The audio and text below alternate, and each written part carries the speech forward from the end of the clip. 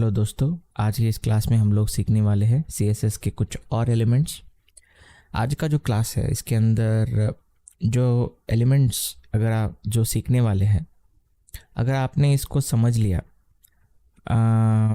तो मैं दावे के साथ कह सकता हूँ कि 50% ऑफ CSS आप समझ चुके हैं। मतलब CSS के माध्यम से HTML के जो एलिमेंट्स है उनको ट्रिगर कैसे करना है, टारगेट करके उनको डिज़ाइन अपने हिसाब से कैसे मोड पे लेकर आना है। तो इस पूरे जो जर्नी में आप जो लास्ट क्लास में हमने सीखा था विड्थ और हाइट, और आज का जो बॉक्स मॉडल जो नेक्स्ट क्लास है बॉर्डर, अगर इस कंसेप्ट को अगर आप तीनों कंसेप्ट को अगर आप सीख गए अच्छी तरीके से तो 100% आपने CSS को 50% ख़त्म कर लिया है। तो चलिए आज की क्लास को शुरुआत करते हैं CSS बॉक्स मॉडल से। The CSS box model is essentially a box that wrap around every HTML element.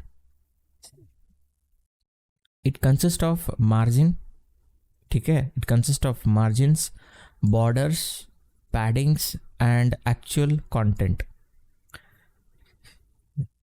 CSS की जो बॉक्स मॉडल है, आप इस इमेज जो बीच में है इसको देख सकते हैं। CSS की जो बॉक्स मॉडल है ये एक HTML को रैप करने वाली, मतलब चारों तरफ से घेर लेगी अपने ही कुछ प्रॉपर्टियों से। तो इस सिस्टम को हम लोग CSS बॉक्स मॉडल कहते हैं। जो चीज़ें जो रैप करती है वो मार्जिन है, बॉर्डर है और पैडिंग है। ये कंटेंट को चारों तरफ से कवर कर लेती है, ठीक है। इसको मैं एक एग्जाम्पल की मदद से मैं आपको समझा देता हूँ। सबसे पहले VS कोड में मैंने ऑलरेडी एक HTML फाइल ओपन करके रखा हुआ है। मैं CSS फाइल में जाकर एक box model .css file create कर लूँ और HTML में बिल्कुल टाइटल के नीचे मैं इसे लिंक कर लेता हूँ box model .css save. Okay, तो मैंने बॉडी टैग के अंदर दो एलिमेंट्स मैंने दे रखी है। एक पेरेंट एलिमेंट है div कंटेंट, और मैंने कंटेनर एक क्लास दे रखा है। मैं उसे सेलेक्ट कर लूँगा और यहाँ पे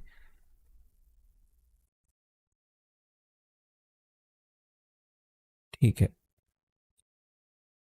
ओके, तो सेलेक्ट करके मैं HTML टैग को भी पहले मैं इसे ओपन विथ लाइव सर्वर कर लेता हूँ, ठीक है। Okay, Pradeep Mannikar YouTube channel. Okay, अगर मैं इस H1 को विड्थ 50% दे देता हूँ। ओके, विड्थ 50%, बैकग्राउंड कलर दे देंगे इसको, ठीक है, सही है।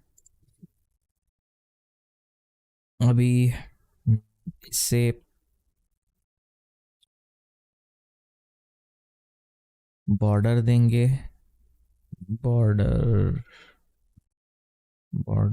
1 पिक्सल सॉलिड ब्लैक।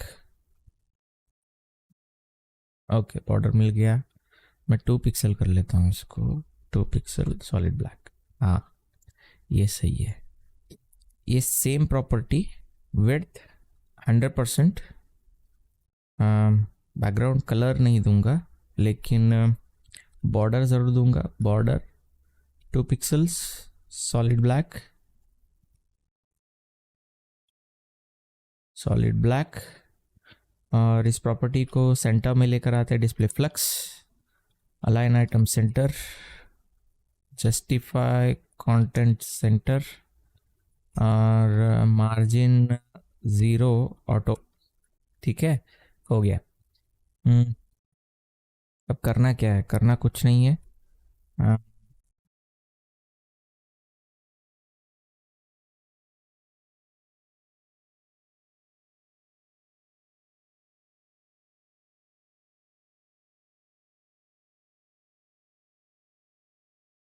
अब मैं H1 को पैडिंग दूंगा यहाँ से, इसके नीचे मैं पैडिंग दे देता हूँ।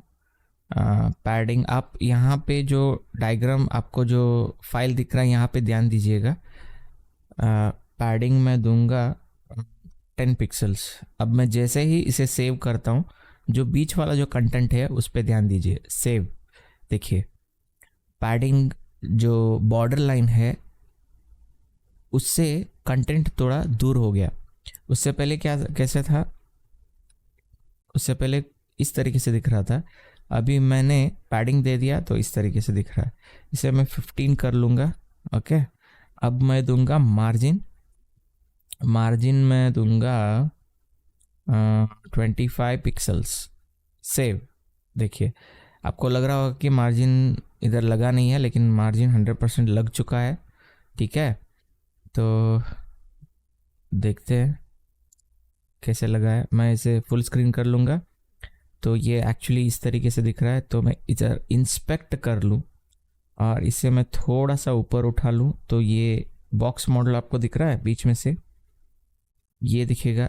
मैं यहाँ पे पहले वो H1 टैग को टारगेट कर लूँगा, बॉडी एलिमेंट, कंटेंट और H1 टैग। देखिए मैंने अभी H1 टैग को मैंने कंटेंट जो बॉक्स मॉडल मैंने यहाँ पे जो दिखाया है वहीं यहाँ पे दिख रहा है आपको।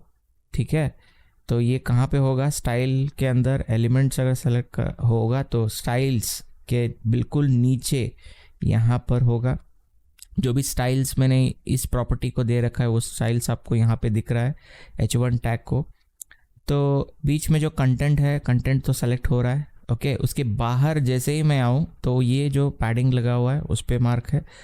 बॉर्डर देखिए, बॉर्डर ब्लैक कलर है, अभी उसका कलर चेंज हो जाएगा जब भी मैं बॉर्डर के ऊपर जाऊँ। देखिए तो ये बॉर्डर एरिया को सेलेक्ट कर रहा है एक्चुअली। अब मैं जैसे ही मार्जिन पे चला जाऊँ, देखिए इतना मार्जिन इस प्रॉपर्टी पे बैठ चुका है। मार्जिन तो दिखता नहीं है, पैडिंग और जो मार्जिन है ये दिखते नहीं है, लेकिन ये इम्प्लीमेंट हो जाते। तो यही है बॉक्स मॉडल। बॉक्स मॉडल के अंदर कुछ ज़्यादा सोचने की ज़रूरत नहीं है। पैरेंट एलिमेंट से मैंने पैरेंट एलिमेंट को भी और यूज़ करके जो चाइल्ड एलिमेंट है उसको मैंने प्रॉपर्टी दी है मार्जिन पैडिंग, तो वो सही तरीके से बैठ चुका है। ठीक है, तो बॉक्स मॉडल के अंदर पैरेंट एलिमेंट चाइल्ड एलिमेंट को भी जानना बहुत ज़रूरी है। पैरेंट एलिमेंट को यूज़ करके चाइल्ड एलिमेंट के अंदर प्रॉपर्टीज़ कैसे देना है। जैसे कि मैंने ये जो बॉक्स है इसको मैंने बीच में लेकर आया, लेकिन जो सारे प्रॉपर्टीज़ है वो मैंने पैरेंट एलिमेंट को दी थी। अगर मैं इसे कमेंट कर दूं और सेव कर दूं तो ये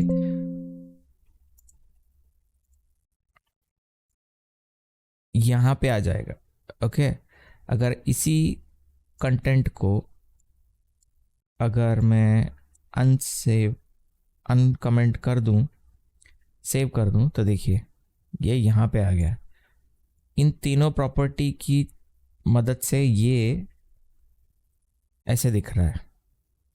ठीक है, तो आपको जानना बहुत ज़रूरी है कि पैरेंट एलिमेंट को इस्तेमाल करके हम लोग किस किस तरीके से इसको काम में ला सकते हैं। तो आगे बढ़ते हैं।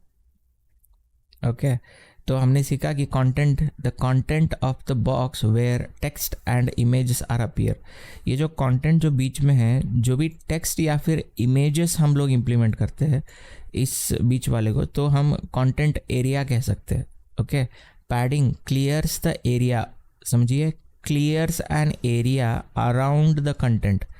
ये जो अराउंड द कंटेंट जो एरिया है ये बॉर्डर लाइन से क्लियर कर देता है, मतलब इतना चारों तरफ से गैप दे देता है। ठीक है, border area, border is that goes around the padding and content. Content के जो बाहर है, जो ये बॉर्डर एरिया है, ये कंटेंट के अराउंड एक लाइन खींच देता है। ठीक है, बॉर्डर के बारे में हम लोग अगले क्लास में जानेंगे ज़रूर। इसके अंदर सीखने वाली बात बहुत है, तो मैंने इसको नेक्स्ट क्लास में शिफ्ट करके रखा हुआ है। आज के क्लास में हम लोग सिर्फ पैडिंग और मार्जिन के बारे में सीखेंगे।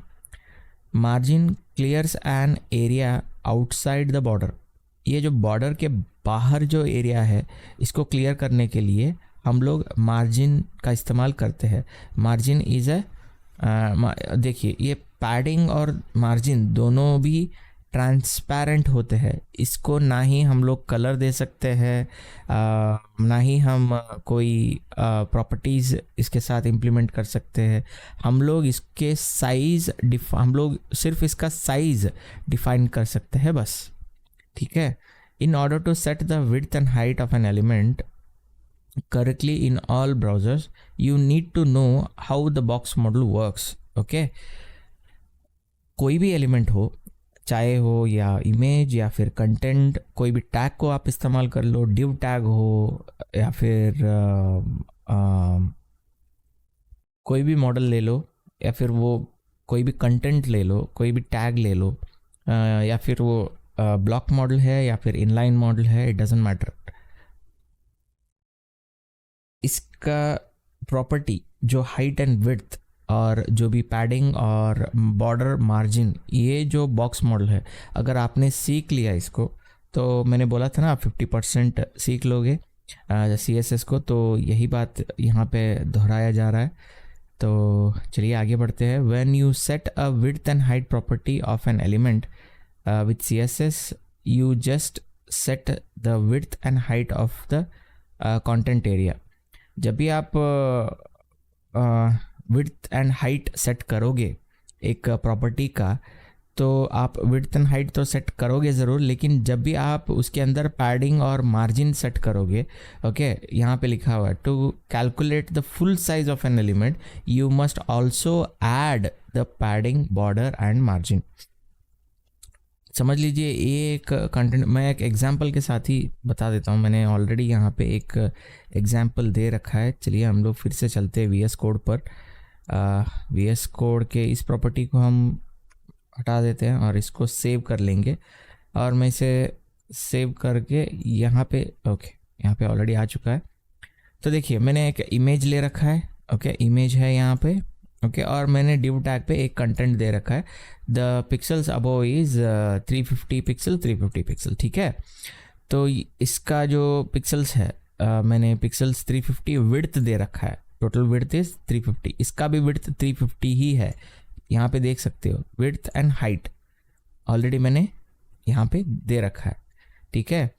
अब पैडिंग तो यहाँ पे है ऑलरेडी, पैडिंग 10 पिक्सल। ये जो बॉक्स आपको दिख रहा है, टेक्स्ट जो बॉक्स आपको दिख रहा है, उसका पैडिंग है 10 पिक्सल, चारों तरफ से 10 पिक्सल, लेकिन मैंने इमेज को नहीं दिया, ओके। लेकिन फिर भी इमेज मुझे जितना साइज आना चाहिए उतना साइज तो मुझे मिल रहा है, ओके।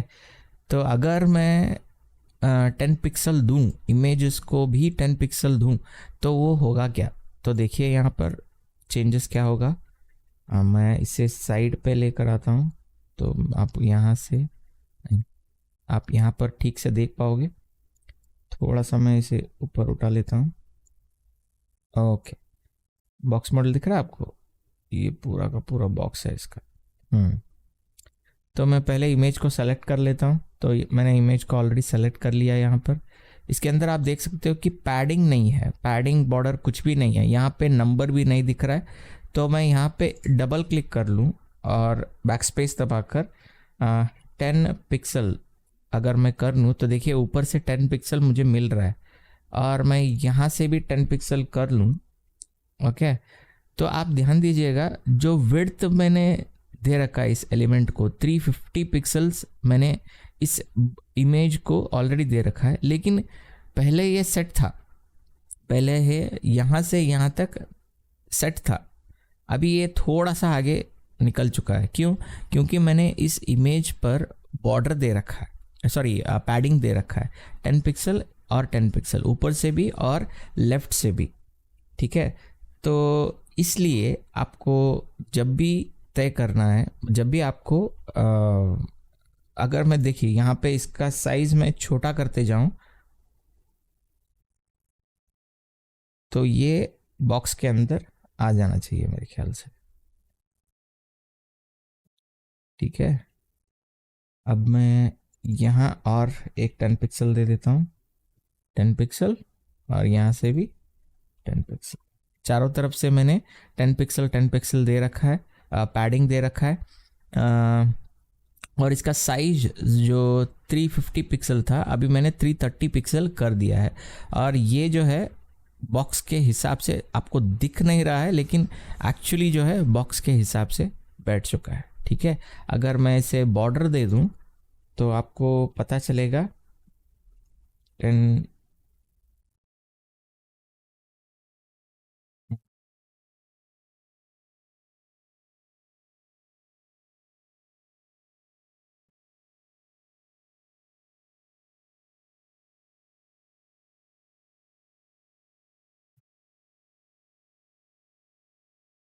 बॉर्डर 2 पिक्सल सॉलिड, ये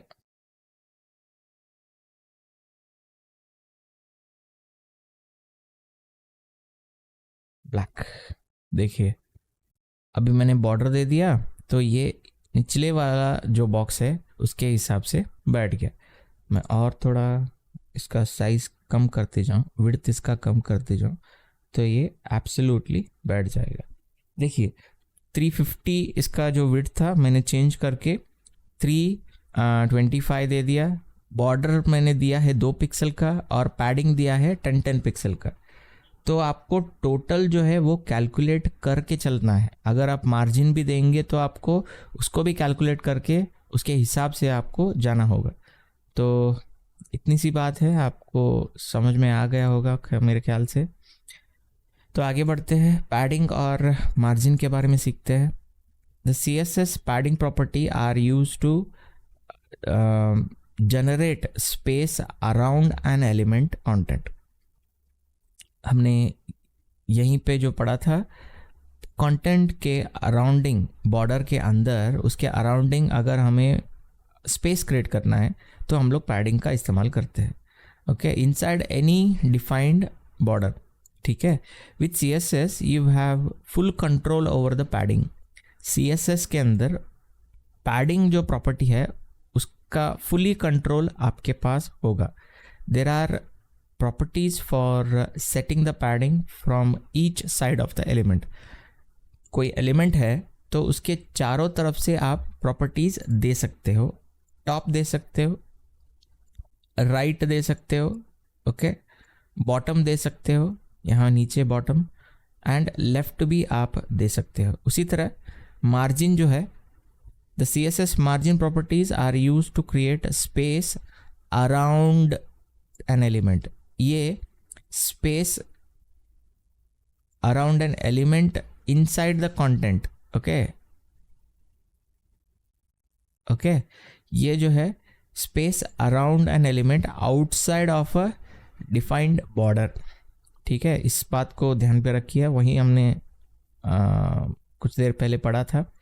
with CSS you have full control over the margin. जैसे पैडिंग कंट्रोल कर सकते हो उसी तरह आप मार्जिन भी कंट्रोल कर सकते हो। There are properties for setting up the margin for each side of the element, जैसे कि top, right, bottom and left. CSS has a properties for specifying the padding and margin for each side of the element। जैसे कि हमने यहाँ पे देखा था तो उसी तरह padding top, padding right, padding bottom, padding left. Margin में भी margin top, margin right, margin bottom और मार्जिन लेफ्ट की मदद से हम लोग इन प्रॉपर्टीज़ को CSS में इम्प्लीमेंट कर सकते हैं। All the padding properties can have the following values. Okay, तो हमें किस तरीके से, किस यूनिट को इस्तेमाल करके हम लोग मार्जिन और पैडिंग दे सकते हैं। लेंथ के हिसाब से, लेंथ के अंदर हमने यूनिट में सीखा था कि पिक्सल, PT और सेंटीमीटर हम लोग एक्सेट्रा कोई भी यूनिट वैल्यू हम लोग इसके अंदर इस्तेमाल कर सकते हैं।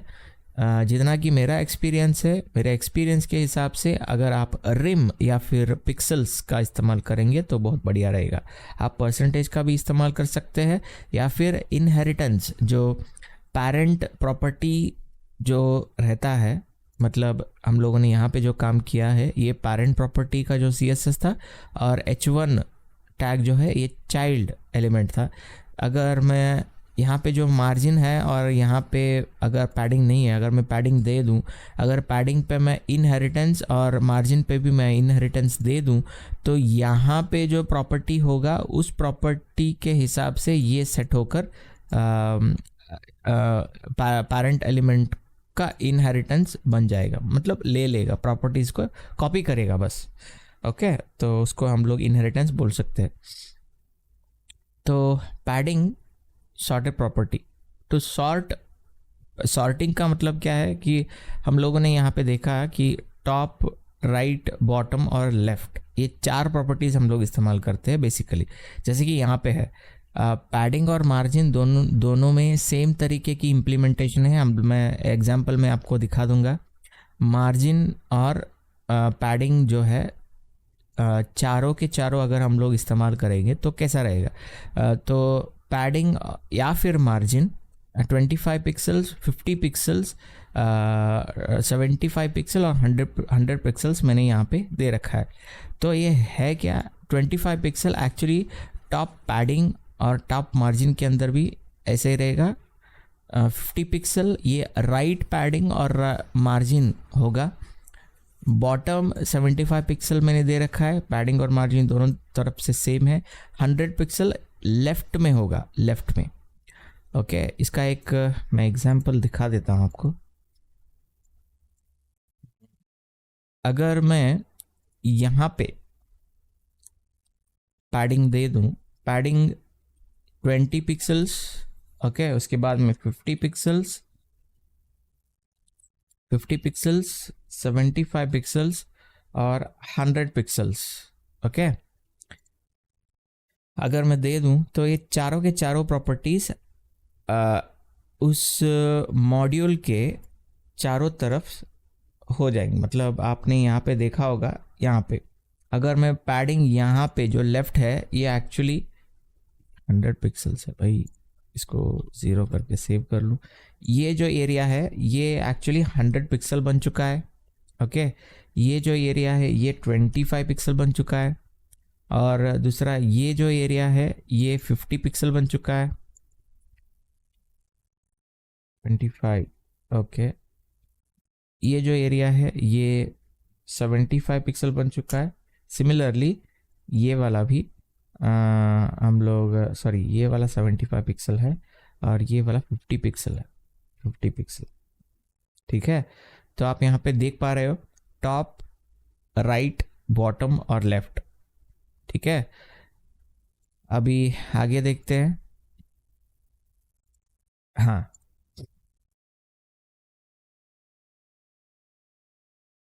अगर यहाँ पे आप देखोगे तो पैडिंग एंड मार्जिन के अंदर मैंने 3 नंबर दे रखा है, सिर्फ 3 नंबर्स मैंने इस्तेमाल कर रखा है। ये कैसे, 25 पिक्सल ये टॉप पैडिंग या फिर टॉप मार्जिन हो गया। 50 पिक्सल राइट एंड लेफ्ट दोनों तरफ का वैल्यू मैंने सिर्फ 50 पिक्सल दे रखा है, दोनों तरफ का वैल्यू। अगर आप 3 नंबर इस्तेमाल करके देंगे तो बीच का जो वैल्यू रहेगा वो दोनों तरफ लेफ्ट एंड राइट रहेगा। ओके, तो मैंने बॉटम का दे दिया 75 पिक्सल। उसी तरह अगर आप सिर्फ 2 नंबर्स को इस्तेमाल करके, मतलब 2 न्यूमेरिकल वैल्यूज़ को हम लोग इस्तेमाल करके पैडिंग या मार्जिन देंगे तो उसमें कैसे रहेगा, टॉप एंड बॉटम, जो पहला वैल्यू है टॉप एंड बॉटम कैरी करता है। दूसरा जो नंबर है राइट एंड लेफ्ट पैडिंग का या फिर मार्जिन का वैल्यू लेगा। अगर हम लोग सिर्फ एक न्यूमेरिकल वैल्यू को इस्तेमाल करेंगे तो ऑल साइड पैडिंग या फिर मार्जिन होगा। बस इतना ही है इसके अंदर, ज़्यादा कुछ है नहीं। आप सिर्फ 2 नंबर ऐसे दे सकते हैं। अगर ये देंगे तो ये टॉप बॉटम लेफ्ट राइट है, अगर एक ही देंगे तो ये ऑल साइड हो जाएगा। जैसे कि मैंने यहाँ पे नीचे प्रैक्टिकल करते वक्त यहाँ पे मैंने दिया था। Padding and element width. The CSS width property specifies the width of an element content area. The content area is the portion inside the padding border margin of an element. So if element has a specific width, okay अगर कोई element का अगर specific width है, the padding added to that element will be added to the total width of the element. This is often an undesirable result. Okay जब भी हम कोई design करते हैं, जब भी कोई डिज़ाइंस पे हम लोग इम्प्लीमेंट करते हैं, मैं फिर से कह रहा हूँ, अगर आप देखिए फॉर एग्जांपल ये जो फ्लावर है इमेज है, इसको इस बॉर्डर के हिसाब से हमें देना था. पहले जो वैल्यू हमने जो दिया था इस बॉर्डर के हिसाब से हमें देना था, लेकिन एक्चुअली इसको एक बॉक्स में इम्प्लीमेंट करके हम लोगों ने ये जो इमेज साइज़ है इसको चेंज कर दिया.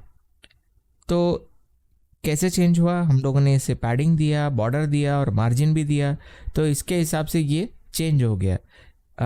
डिज़ाइन के हिसाब से अगर कोई भी एलिमेंट का विड्थ और हाइट हम लोग सेट करते हैं, ये स्पेसिफिक है, तो आपको ध्यान पे रखना होगा कि हम लोगों को पैडिंग और मार्जिन कितना देना है, देना भी है या नहीं.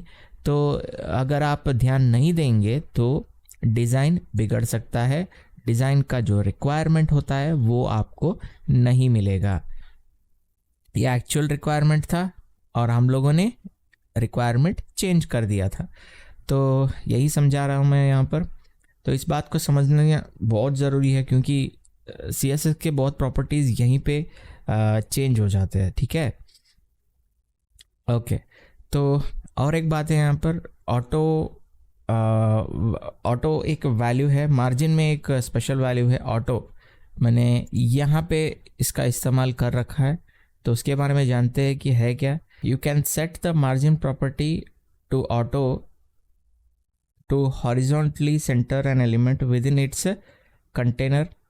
The content will then take up the specified width and the remaining space will be split equally between the left and right margin.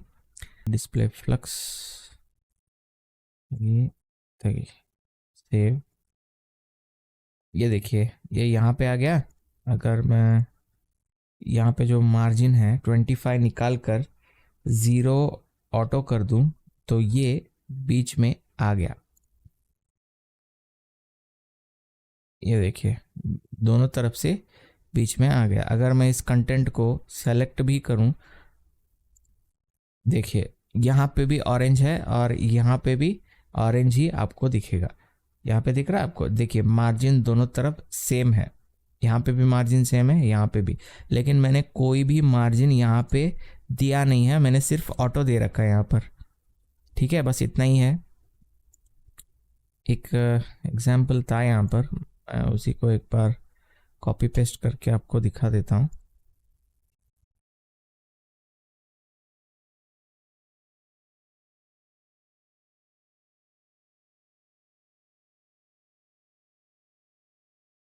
Auto मैंने कर रखा है मार्जिन. डिव एलिमेंट ये जो एलिमेंट है इसे मैंने दे रखा है. अगर मैं सेव कर दूँ तो देखिए ये दोनों तरफ से बीच में आ रहा है, क्योंकि मैंने चारों तरफ से बीच में आ रहा है क्योंकि मैंने सिर्फ ऑटो दे रखा है.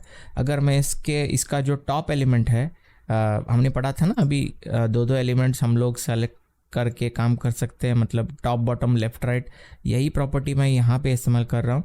अगर मैं टॉप और बॉटम जो एलिमेंट है, अगर मैं इसे 20 पिक्सल कर दूँ और मैं इसे सेव कर दूं तो देखिए ऊपर से नीचे दोनों तरफ ये 20 पिक्सल हो गया और लेफ्ट एंड राइट ये ऑटो पे चल रहा है. ठीक है, अगर मैं यहाँ पे भी 20 पिक्सल कर दूं तो ये यहाँ से तो 20 पिक्सल है ही और यहाँ से भी 20 पिक्सल ही है, इससे ज़्यादा नहीं हो सकता. अगर मैं इसे ऑटो कर दूं तब जाकर ये सेंटर में आ जाएगा. ठीक है, तो इतनी सी बात है, इतनी सी चीज़ों को आपको समझना पड़ेगा कि कैसे, कहाँ पे, किस तरीके से इम्प्लीमेंट करना है. बॉक्स मॉडल जो इम्प्लीमेंटेशन है हमने जो समझा है यहाँ पर, मतलब कंटेंट का जो एक्चुअल विड्थ है, अगर आप उसको सही तरीके से समझ नहीं पाओगे तो आप चीज़ों की जो प्लेसमेंट होती है वो आप सही तरीके से नहीं दे दे पाओगे। मैं इसे पैडिंग भी दे देता हूँ, पैडिंग 20 पिक्सल देता हूँ, 20 पिक्सल 10 पिक्सल। सेव, देखिए लेफ्ट एंड राइट हो गया 10 पिक्सल, ऊपर और नीचे 20 पिक्सल, बस।